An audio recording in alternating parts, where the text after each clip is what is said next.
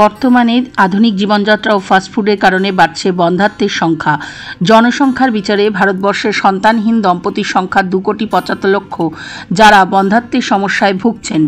Indian society for assistant reproduction Paschimbanga শাখার উদ্যোগে বন্ধ্যাত্বের যাবতীয় আধুনিক চিকিৎসা নিয়ে শুরু হতে চলেছে ইস্ট ইন্ডিয়া ফের্টিলিটি কমপ্লেভ 2025 নামে এক ওয়ার্কশপ, যেখানে দেশের বিভিন্ন প্রান্ত থেকে অভিজ্ঞ ডাক্তাররা নিজেদের অভিজ্ঞতা ও মতামত প্রকাশ করবেন। জাতীয় স্তরের এই সম্মেলন অনুষ্ঠিত হবে আগামী 11 এপ্রিল থেকে 13 এপ্রিল পর্যন্ত। কলকাতা সহ দেশের বিভিন্ন অংশের নামী ইনফার্টিলিটি ফিজিশিয়ানরা অংশগ্রহণ করবেন। আজ কলকাতা প্রেস ক্লাবে এক সাংবাদিক সম্মেলনের মাধ্যমে এমনটাই জানালেন সম্মেলনের উদ্যোক্তা ডক্টর সুদীপ বসু। এদিনের সম্মেলনে উপস্থিত ছিলেন doctor Dibyendu Banerjee, doctor Suparna Bhattacharya, doctor Aindri Sanyal, doctor Sujoy Dasgupta, doctor Parag Nandi সহ অন্যান্যরা। আমাদের যে কনফারেন্সটা হচ্ছে সেটা একটা ন্যাশনাল কনফারেন্স। এই ন্যাশনাল কনফারেন্সে প্রায় 50-র ওপর ন্যাশনাল ফ্যাকাল্টিজ আসছেন এবং 200 জনের ওপর লোকাল ডাক্তার এবং ইনফার্টিলিটি স্পেশালিস্ট একসাথে বসে আলোচনা করবেন যে আমরা যে কাজ করছি পরস্পরের সঙ্গে সমন্বয় সাধন করে, এক্সচেঞ্জ করে, এবং ভবিষ্যতে যাতে আরো ভালো কাজ করা যায় তার জন্য স্কিল এবং নলেজটা শেয়ার করা হচ্ছে। তা আমরা আশা করছি এই কনফারেন্সের পরে আমাদের কর্মপদ্ধতি আরো অনেক অ্যাডভান্স হবে। সবার আগে লাইফস্টাইল, যেটা এতক্ষণ আলোচনা করা হলো, লাইফস্টাইলটা অবশ্যই আজকালকার দিনে একটা বড় ফ্যাক্টর। আর তার সঙ্গে অবভিয়াসলি যদি ইনফার্টিলিটি কারো থাকে তাহলে অল্প বয়সে ট্রিটমেন্ট করানো, কারণ অল্প বয়সে ট্রিটমেন্ট করলে হয়তো তার এত কিছু করতেও হবে না, ঠিক আছে? তখন হয়তো সাধারণ মেডিসিন বা একটু পরামর্শ এগুলোতেই তার প্রেগন্যান্সি এসে যাবে। পাবলিক অ্যাওয়ারনেস প্রোগ্রামও থাকছে, আমরা চেষ্টা করব যাতে পাবলিক অ্যাওয়ারনেসও বাড়ানো যায়। আশা করছি 400 থেকে 500 অ্যাটেন্ডেন্স হবে। ওটাই বোঝালাম, এটাই লাইফস্টাইল নিয়ে এতক্ষণ যে কথাগুলো হলো, লাইফস্টাইল সব থেকে ইম্পর্টেন্ট।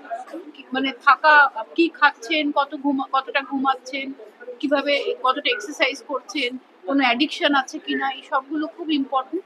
আর যদি কোনো রকম ইনফার্টিলিটি ফ্যাক্টর আছে সন্দেহ হয়, মহিলাদের ক্ষেত্রে হোক পুরুষের ক্ষেত্রে হোক, তার কোনো আগের থেকে কোনো মেনস্ট্রুয়াল প্রবলেম আছে, তাহলে অবশ্যই কম পর্যায়ে ডাক্তারকে দেখানো, কম পর্যায়ে ট্রিটমেন্ট করা, যাতে জিনিসগুলো অনেকটা অ্যাডভান্স না হয়ে যায়। কারণ কম অবস্থায় ট্রিটমেন্ট করলে প্রেগন্যান্সি হওয়ার চান্সটা অনেক বেশি হয়। অবশ্যই স্পার্মের কাউন্ট যদি কম থাকে, স্পার্মের 3টে জিনিস দেখা হয়, একটা কাউন্ট, একটা মর্টিলিটি, একটা মরফোলজি। এই 3টে জিনিসের মধ্যে কোনো একটির যদি সমস্যা হয় তাহলে পরে বাচ্চা হওয়ার ক্ষেত্রে অসুবিধা হবে এবং হতে পারে।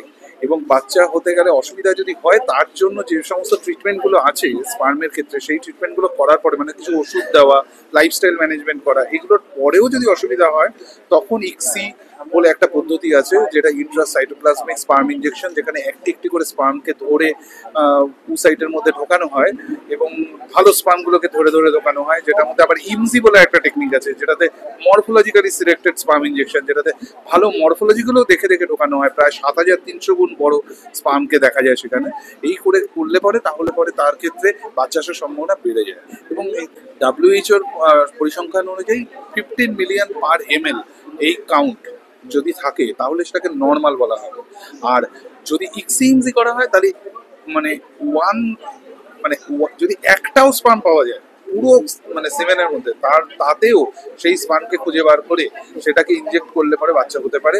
এবং যদি কোনো স্পার্ম নাও পাওয়া যায়, অনেক সময় দেখা যায় যে টেস্টিসের মধ্যে থেকে টেস্টিকুলার এক্সট্রাকশন বা অ্যাসপিরেশন করে, টেস্টিসের ভেতর থেকে স্পার্মকে বের করে নিয়ে এসে, যেটা বাইরে আসছে না, কোনো জায়গায় আটকে গেছে, হয়তো কোনো জায়গায় একটা ইনফেকশন হয়ে অবস্ট্রাকশন হয়ে গেছে, সেই অবস্ট্রাকশনের জায়গাটা দিয়ে আসতেও পারছে না নর্মালি আর কি সেমেন এজাকুলেট করলে পরে, সেক্ষেত্রে আমরা টেস্টিস কেটে সেইখান থেকে স্পার্ম বের করে নিয়ে এসে সেই স্পার্ম দিয়ে কিন্তু আমরা ইক্সি করি বা ইমসি করি, করে সেটা আমরা এমব্রায়ো তৈরি করি এবং সেটাতে ওভারকাম করা সম্ভব। আমাদের কনফারেন্সের প্রধান উদ্দেশ্য হচ্ছে আমাদের নলেজ শেয়ারিং। সারা পৃথিবীতে এই নিয়ে প্রচুর কাজ হচ্ছে। এই কাজগুলোকে নিয়ে আমরা বিভিন্ন ক্লিনিকে আমরা যে নিজেরা কাজ করছি, সেই কাজগুলোর থেকে আমরা যে সমস্ত জিনিস জানতে পারছি, আমরা পেশেন্টদের সম্বন্ধে যে সমস্ত জিনিসগুলোকে দেখছি প্রতিদিনের কাজে, সেগুলোকে আমরা শেয়ার করব একে অপরের সাথে। এবং সারা ভারতবর্ষ থেকে যে সমস্ত ন্যাশনাল ফ্যাকাল্টিস আছে, তো আমরা অন্যান্য রাজ্যেরও কি চলছে সেই ব্যাপারগুলো সম্বন্ধেও আমরা জানতে পারবো।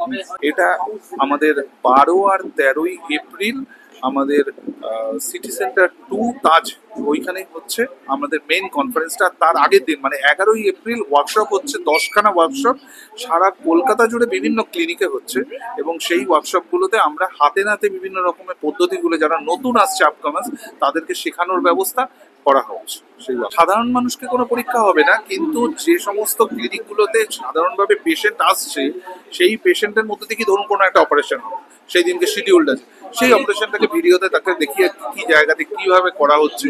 ধরুন আমি দেখাচ্ছি, আমি হচ্ছে অ্যাডভান্স এমব্রিওলজিটা আমার ক্লিনিকে করছি, আমি ক্রেডল ফার্টিলিটি সেন্টারে আছি চোকাতে আমাদের। তো সেখানে আমরা অ্যাডভান্স এমব্রিওলজিতে আমরা দেখাবো যে কিভাবে বায়োপসি করে সেলের ভেতর থেকে, এমব্রায়োর ভেতর থেকে কয়েকটা সেল বের করে নিয়ে এসে সেটাকে পিজিটি মানে প্রি ইমপ্লান্টেশন জেনেটিক টেস্টিং করে সেটাকে আবার পাঠানো যায় মানে ইউট্রাসের মধ্যে প্রতিস্থাপন করার পদ্ধতিটা নিয়ে আমরা আলোচনা করবো এবং দেখাবো হাতে নাতে।